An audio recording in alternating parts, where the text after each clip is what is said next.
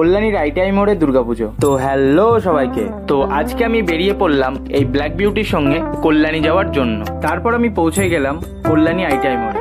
আর এই যে দেখতে পাচ্ছ কল্যাণী আইটিআই মোড়ে সেই দুর্গা উৎসবের প্যান্ডেল। আর এই জায়গাটার সঙ্গে হয়তো তোমরা সবাই পরিচিত। তো তারপর আমি ঢুকে গেলাম প্যান্ডেলের মধ্যে, আর ঢুকেই দেখি সেই বিরাট প্যান্ডেল। আর এই যে সামনে যেটা দেখতে পাচ্ছ এখানে তৈরি হবে ফাউন্টেন। এটা তো খুব বিরাট ছিলই, তার সাথে বিরাট ছিল এই প্যান্ডেলটা, যার উচ্চতা 140 ফুট। প্যান্ডেলের উপর থেকে উড়ে যাওয়া প্লেনটা দেখে হয়তো তোমরা অনুমান করতেই পারছো প্যান্ডেলটার উচ্চতা ঠিক কতটা। এই বছর তাদের থিম হলো মায়ানমারের সিনভিউ প্যাগোডা।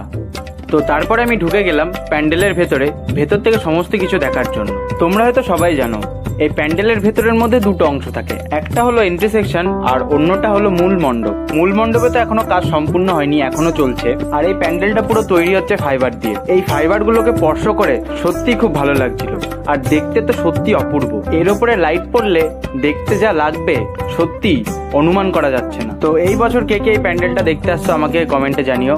আর ভিডিওটি যদি ভালো লেগে থাকে একটা লাইক করে দিও ও ফলো করে নিও।